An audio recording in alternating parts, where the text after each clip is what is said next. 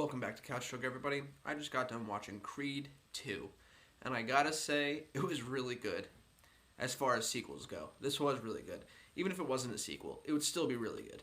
This movie is not directed by Ryan Coogler this time around, who reinvented the franchise with Creed 1.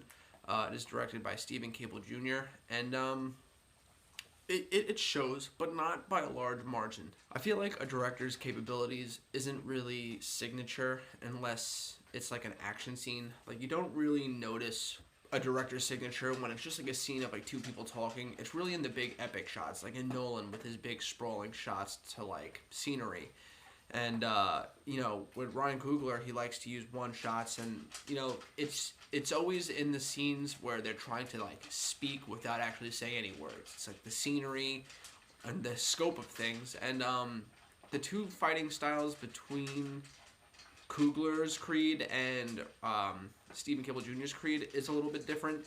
I will say this: there's nothing as cool as the one-shot fight from Ryan Coogler's. However, I think that the fighting from Stephen Cable Jr.'s directing, the hits just feel so much more powerful than anything I felt in the first Creed. Like, in the first Creed, he seemed powerful, and both fighters seemed powerful, and when they were landing shots, like, you felt it.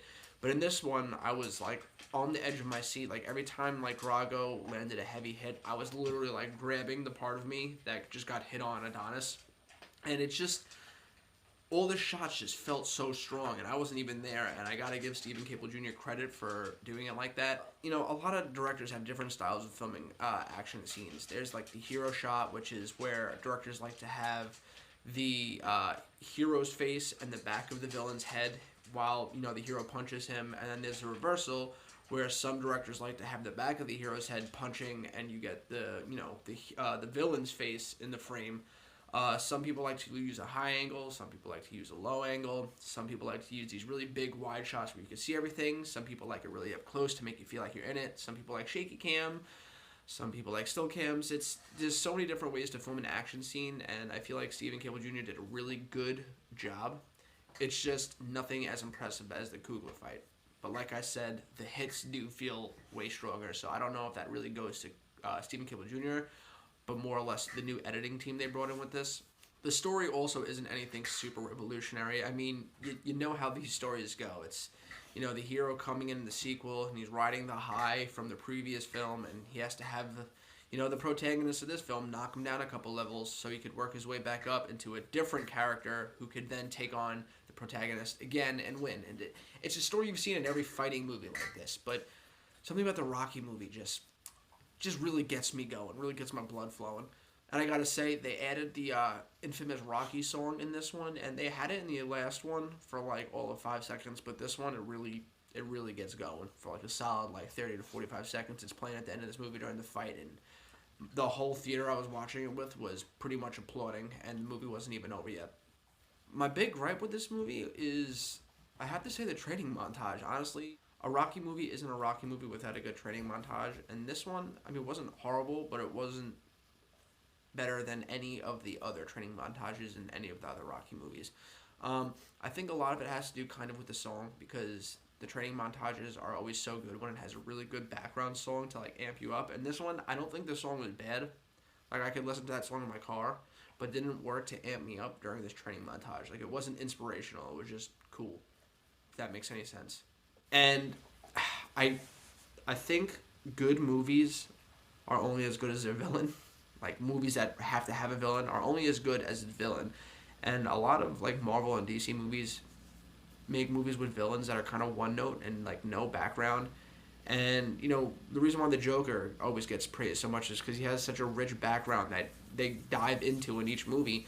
And with this, they actually did a little bit of character development with the Russians. You actually find out what's going on with them. After the fight with Drago and Rocky, 3 decades prior to this movie taking place, when he went back home to Russia, he got shunned and they exiled him, and pretty much told him he was an embarrassment. And for the last 30 years, he's been training his son to pretty much fight so he can get revenge and reclaim his fame in Russia. And they have some really great backstory there, and they have a lot of really great moments, like just back home, like without Rocky or Adonis, like just between him and his son. And The reason why I'm adding this into the negative part is because they get so close to getting to the point where I actually cared, and they kind of just let it go. If there was like another like 10 minutes of just them bonding time, I probably would have gone there. It seems like the director wanted to get there, but due to like probably budget restraints and the studio trying to tell them to keep it within a certain amount of time, they probably had to shave a lot out. So he couldn't quite get it there, so I can't really blame Stephen Caple Jr., but it wasn't at the point where I was like, yes, now I could root for both of them. Like in the movie Warrior with Tom Hardy, that was a great movie because technically Tom Hardy was the protagonist in that movie, but he had so much character development and screen time that come the end of the movie when him and his brother had to fight, you didn't know who you wanted to win. And I almost wish they would do that, but they do end this movie with a really beautiful note, and the way they end the fight is unlike any other fight I've ever seen in a Rocky movie before, and apparently it was Stallone's idea, and I'm thrilled about it because I thought that it was excellent the way it ended.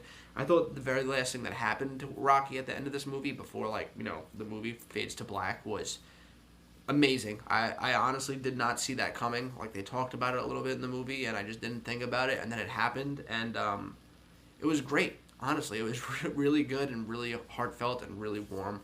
There's a lot of improv in this movie from Stallone. A lot of the things that happen in this movie are because of him. There's a couple things that happened in the movie that the director said he didn't even know was going to happen. Rocky just told him to film. Excuse me, I'm sick. He just told the director to film, and when he would film, the director had no idea what was about to happen, and then Rocky would just come out and say something to Adonis, and not even Adonis knew it was coming. And I thought that was really cool that some of the most heartfelt moments in the movie came from Stallone, like himself, and not the writing team, and he kept it a secret up until that moment so that not only the director would be surprised, but the reaction you get out of Adonis was true and pure.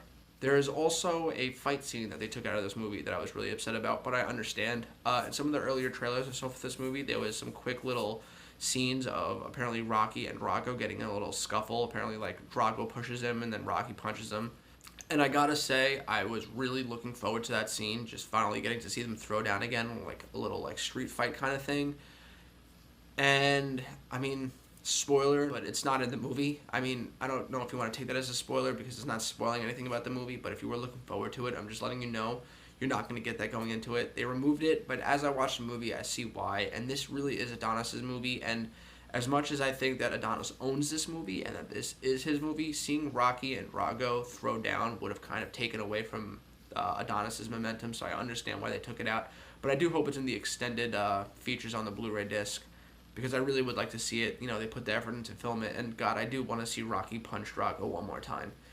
I mean, when else are you going to get to see that?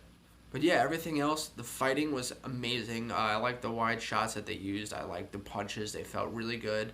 I love the relationship between Michael B. Jordan and Tessa Thompson, Adonis and Bianca. I thought their relationship was definitely heightened to a whole new level here. In the first one, I'm not saying Tessa Thompson wasn't a good actor, because she was, but she was still kind of on that, like, oh, I'm dating a boxer, and like this and that. She didn't really get a whole lot of chances to, like, act, like, be dramatic. But in this one, that high of being with a boxer kind of went away, and now she's in that, like, wife/mom mode, because they also have a kid.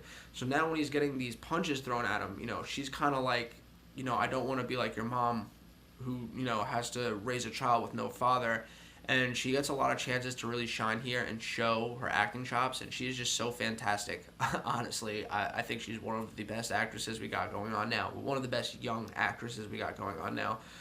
I love her and everything she's in, and I think she did a really great job here. She brings a lot of weight and levity to this, and honestly, the one thing that was better in this one than in the other one was the relationship between Adonis and Bianca. I think that Stephen Caple Jr. handled that perfectly.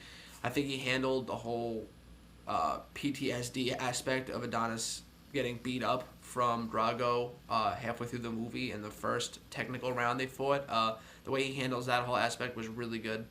They really subdue the whole Rocky and Creed relationship here. The problem is that Ryan Coogler made such a strong character arc for Rocky in the first Creed, with him having to battle cancer, and that line still sticks with me to this day. If I fight, you fight, when Adonis says that to Rocky.